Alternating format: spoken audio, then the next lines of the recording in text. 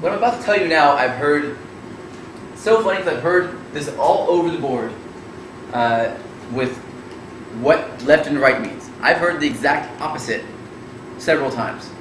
I've heard from people who study NLP for a very long time, who taught, the Tony Robbins mentor taught me, he said something totally different than I read in a book about NLP.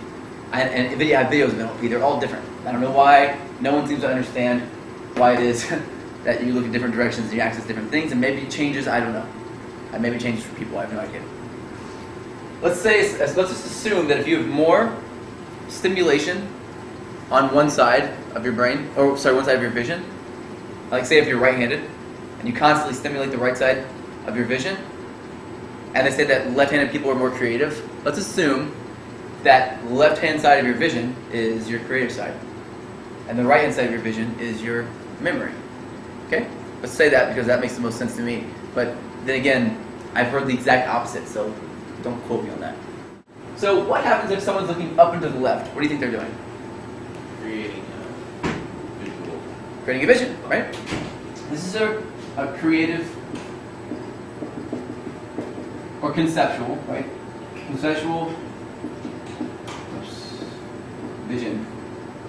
Conceptual visual brain, pretty much. Someone's up and to the right, it's their visual memory.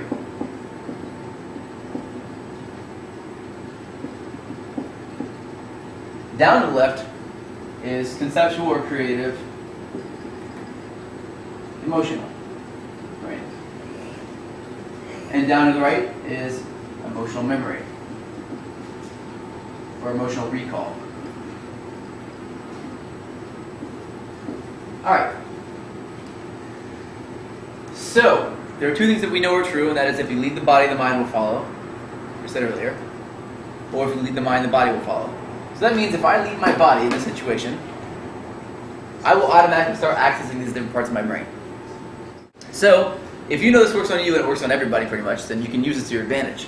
Now when you're in rapport, what do you want to do? Everywhere. You want to access your emotions, especially.